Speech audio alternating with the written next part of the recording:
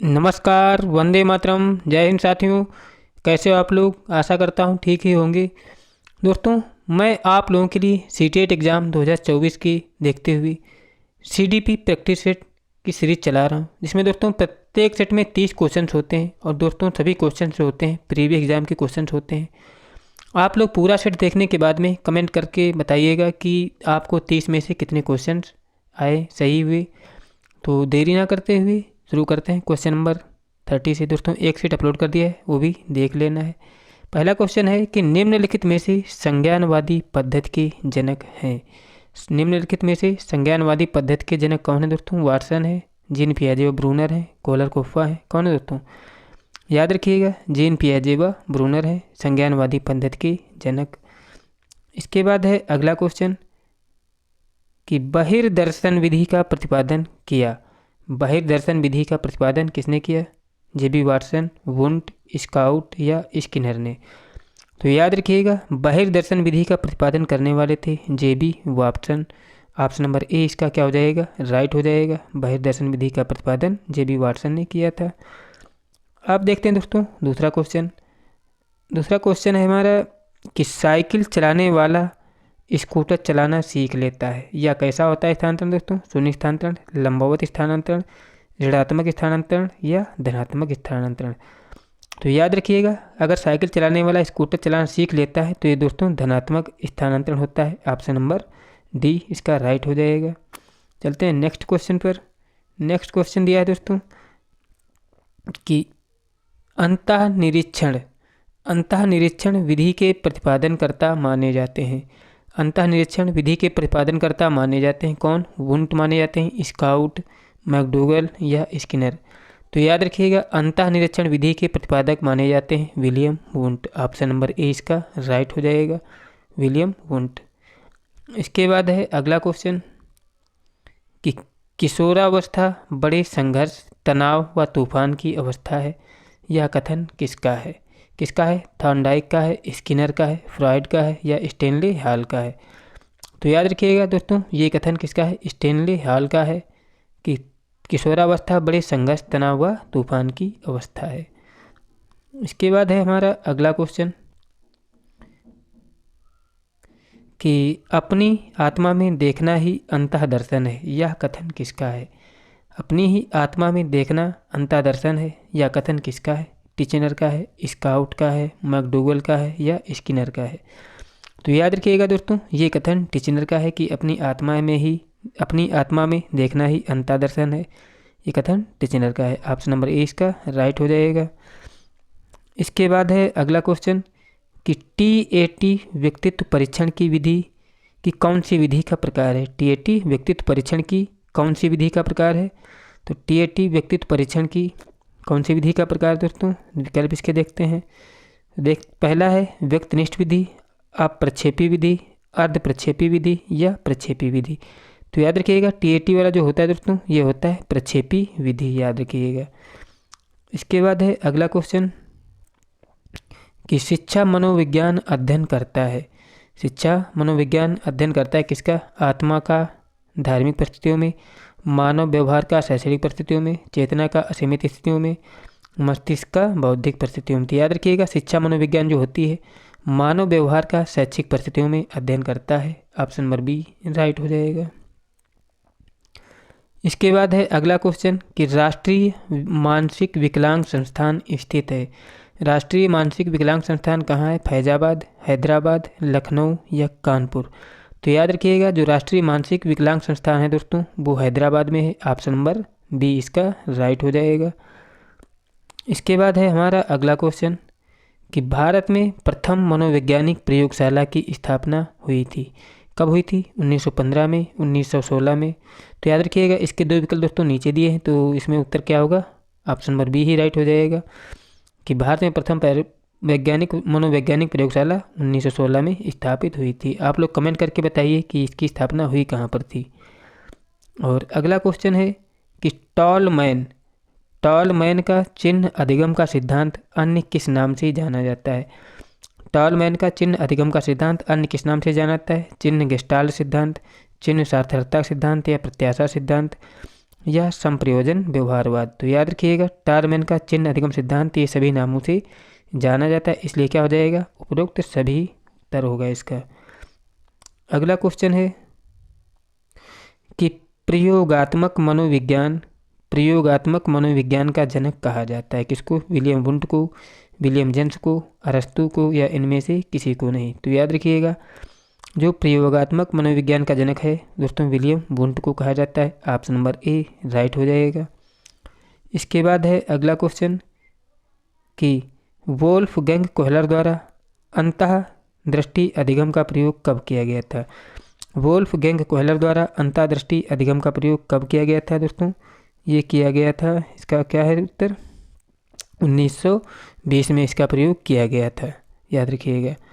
अगला क्वेश्चन है कि अमेरिकी मनोविज्ञान का जनक कहा जाता है। अमेरिकी मनोविज्ञान का जनक किसको?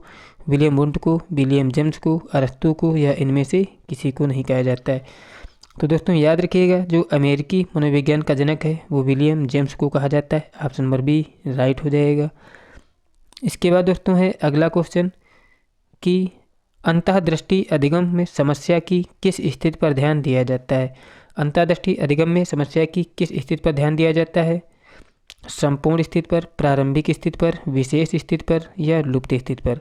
तो याद रखिएगा जो अंतःदृष्टि अधिगम होता है दोस्तों इसमें संपूर्ण स्थिति पर ध्यान रखा जाता है। इसका ऑप्शन नंबर ए राइट हो जाएगा। अगला क्वेश्चन है कि जिस समूह में स्वतंत्र चर उपस्थित रहता है उसे कहते हैं, जिस समूह में स्वतंत्र चर उपस्थित होता है उसे क्या कहते हैं? वांछित समूह, नियंत्रित समूह, प्रयोगात्मक समूह या तुल्य समूह। जिसमें दोस्तों स्वतंत्र चर उपस्थित रहता है उसे हम कहते हैं नियंत्रित समूह। ऑप्शन नंबर बी राइट हो जाएगा। क्या है? अरे नहीं दोस्तों गलत हो गया। स्वतंत्र चर उपस्थित रहता है उसको बोलते हैं प्रयोगात्मक समूह, मतलब प्रयोग कर रहे हैं तो उसमें क्या होता है प्रयोगात्मक समूह होता है स्वतंत्र चर जिसमें उपस्थित रहता है। इसके बाद है दोस्तों हमारा अगला क्वेश्चन कि निम्नलिखित में से स्टैनले हॉल द्वारा प्रतिपादित सिद्धांत कौन सा है? स्टैनले हॉल द्वारा प्रतिपादित सिद्धांत कौन सा है? संप्रयोजन व्यवहारवाद का सिद्धांत, पुनर्बलन का सिद्धांत, पुनरावृत्ति का सिद्धांत या द्वितात्विक का सिद्धांत? तो याद रखिएगा स्टैनले हॉल द्वारा कौन सा सिद्धांत दिया गया था इसको? वो दिया गया था पुनर्बलन का सिद्धांत। ऑप्शन नंबर बी राइट हो जाएगा। अब देखते हैं दोस्तों अगला क्वेश्चन। अगला क्वेश्चन है हमारा कि मनोविज्ञान को व्यवहार के विज्ञान के रूप में सबसे पहले परिभाषित किया गया था। मनोविज्ञान को व्यवहार के विज्ञान के रूप में सबसे पहले परिभाषित किया गया था किसके द्वारा? वाटसन के द्वारा, एबिंगहॉस के द्वारा, एंजेल द्वारा, ए हुम द्वारा। तो किसके द्वारा दोस्तों? ये वाटसन के द्वारा परिभाषित किया गया था मनोविज्ञान को। तो ऑप्शन नंबर ए इसका राइट हो जाएगा। इसके बाद है अगला क्वेश्चन कि किलपैट्रिक द्वारा प्रयोजना विधि का आविष्कार हुआ था। किलपैट्रिक द्वारा प्रयोजना विधि का आविष्कार कब हुआ था? 1918, 1915, 1928 या 1880? तो याद रखिएगा जो किलपैट्रिक थे इन्होंने 1918 ईस्वी में प्रयोजना विधि का आविष्कार किया था। ऑप्शन नंबर ए राइट हो जाएगा। अब देखते हैं दोस्तों अगला क्वेश्चन कि वुंट के द्वारा स्थापित स्कूल का नाम क्या था? वुंट के द्वारा स्थापित स्कूल का क्या नाम था? संरचनावाद था या तो दोस्तों या प्रकार्यवाद था या मनोविश्लेषण या सहचार्य? तो याद रखिएगा वुंट के द्वारा स्थापित स्कूल का नाम क्या था? संरचनावाद था। ऑप्शन नंबर ए ही इसका राइट हो जाएगा। अगला क्वेश्चन है कि स्वप्रेरणा द्वारा अधिगम कैसा होता है? स्वप्रेरणा द्वारा अधिगम कैसा होता है? कम प्रभावशाली, बहुत प्रभावशाली, सामान्य या कोई नहीं? तो याद रखिए स्वप्रेरणा द्वारा अधिगम कैसा होता है? बहुत प्रभावशाली होता है। ऑप्शन नंबर बी राइट हो जाएगा इसका। अगला क्वेश्चन है कि दी एनीमा रचना है, दी एनीमा किसकी रचना है? अरस्तू की है, सुकरात की है, स्किनर की है या वुडवर्थ की है? तो याद रखिएगा जो दी एनीमा है दोस्तों ये किसकी पुस्तक है? अरस्तू की है। ऑप्शन नंबर ए इसका राइट हो जाएगा। इसके बाद है अगला क्वेश्चन कि पेस्टोलॉजी के 3H के संप्रत्यय में H का क्या अर्थ है? पेस्टोलॉजी के 3H के संप्रत्यय में H का अर्थ क्या होता है? हेड, हार्ट और हैंड। दोस्तों जो पेस्टोलॉजी के 3H हैं उसमें हेड, हार्ट और हैंड तीनों आते हैं, इसलिए क्या हो जाएगा उपरोक्त सभी इसमें सही हो जाएंगे। ऑप्शन नंबर डी इसका राइट होगा।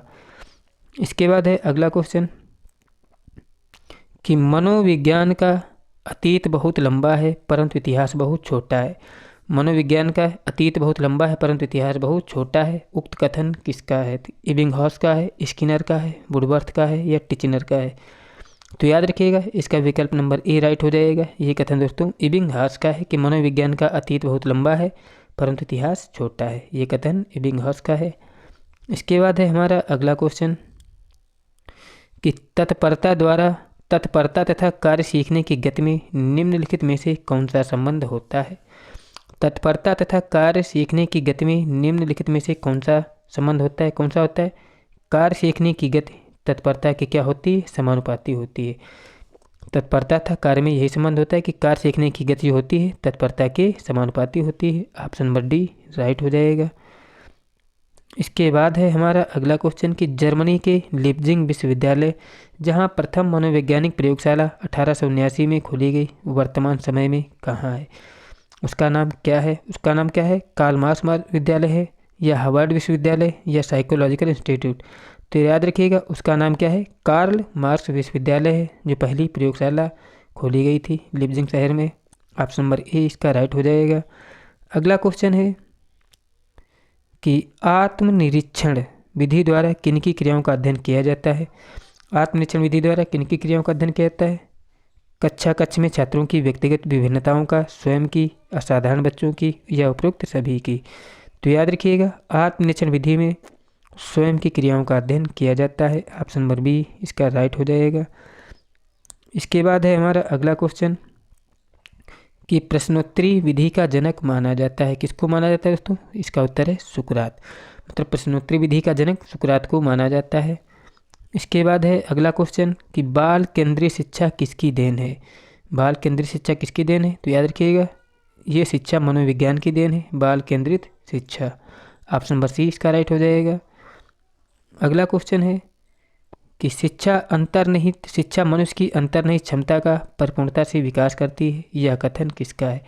शिक्षा मनुष्य की अंतर्निहित क्षमता का परिपूर्णता से विकास करती है। यह कथन दोस्तों स्वामी विवेकानंद का है। ऑप्शन नंबर ए इसका राइट हो जाएगा। अगला क्वेश्चन है कि थॉर्नडाइक ने शिक्षा मनोविज्ञान का कैसा रूप दिया था? थॉर्नडाइक ने कैसा रूप दिया था? निश्चित एवं स्पष्ट, अनियमित, आंशिक स्पष्ट या सभी? तो याद रखिएगा थॉर्नडाइक ने शिक्षा मनोविज्ञान का कैसा दिया था? स्पष्ट एवं निश्चित सिद्धांत दिया था। दोस्तों मेरे द्वारा कराए गए क्वेश्चंस आपको अच्छे लगे हों तो प्लीज़ चैनल को सब्सक्राइब कर लें। वीडियो अच्छा लगा हो तो लाइक भी करें। मिलते हैं नेक्स्ट वीडियो में, तब तक के लिए जय हिंद, जय भारत।